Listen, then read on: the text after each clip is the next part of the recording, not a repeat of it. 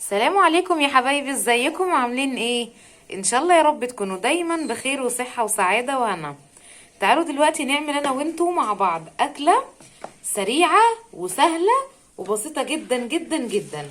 بصوا هي ايه. حالا جبت دلوقتي شرايح بانيه زي ما انتوا شايفينها، مغسولة بالخل كده وزي الفل. تمام. تعالوا هقول لكم هنحط ايه دلوقتي حالا. هحط معلقة صغيرة خلنجان،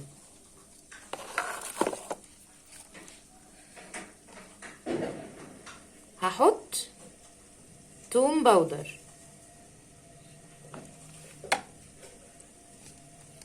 معلقة صغيرة برضو، هحط معلقة صغيرة زعتر باودر. تمام.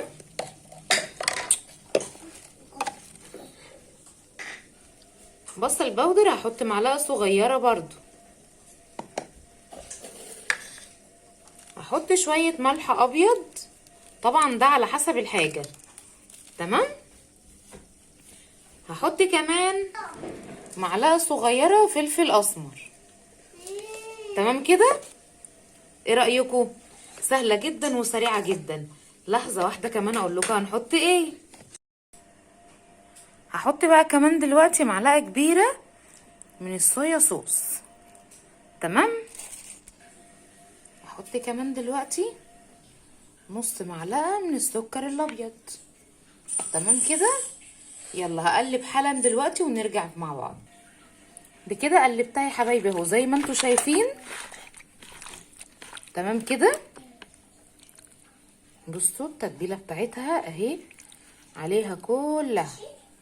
تمام كده. بصوا بقى يا حبايبي، عندي دلوقتي الشوايه اللي هي ايه المقعد دي كده بس. تمام. هجيبها واروح مرصصه عليها البانيه زي ما انتوا شايفين كده.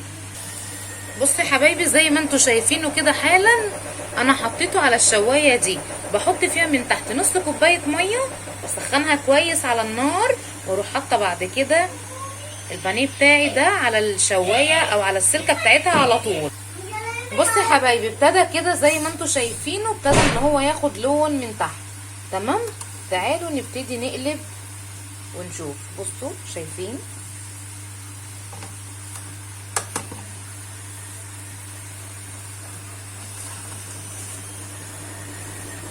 بصوا كده اهو.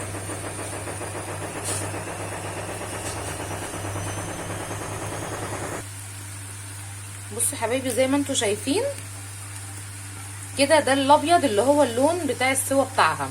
تمام كده. لما تبتدي بقى تجيب اللون الذهبي بتاعنا هقلب مره كمان واوريكم. جبت بقى يا حبايبي السرفيز اللي انا هقدمها عليه، حطيت فيه شويه خضره متقطعين من تحت، وحالا هقول لكم هنعمل ايه. بصوا يا حبايبي شايفين بقى حالا دلوقتي الدخان بتاعه هو طالع. طيب هاجي دلوقتي هعمل ايه بمعلقه كده او بفرشه متوفره عندك، وهدهن شويه صويا صوص. تمام.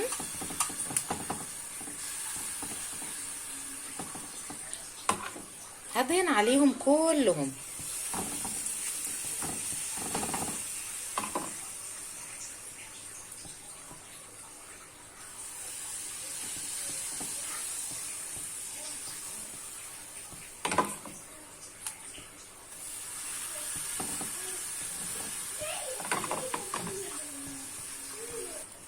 وحالا كمان هعمل ايه بقى، اروح جايه كده على الناحيه اللي انا حطيت عليها الصويا صوص،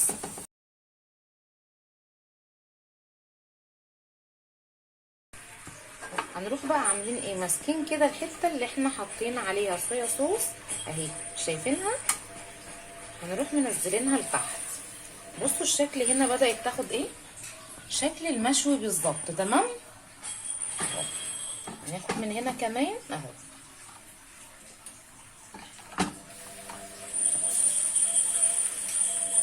شايفين كده.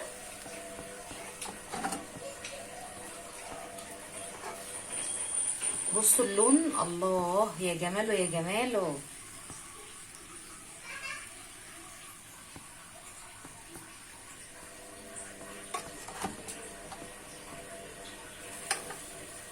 بصوا الحركات يا جماعه، بصوا.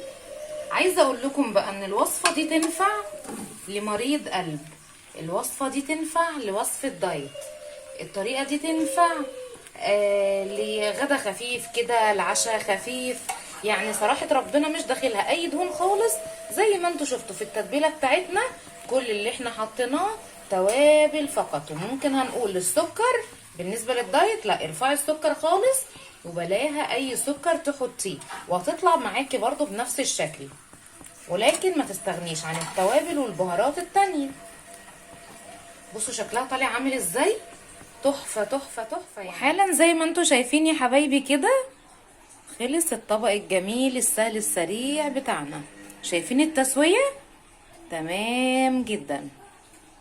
وحالا اقول لكم يا رب يكون الوصفة عجبتكم ان شاء الله. وما تنسوش تعملوا لايك وسبسكرايب للقناة، واوعوا تروحوا في اي حتة، خليكم مع ام قمر وبس. سلام عليكم يا حبايبي.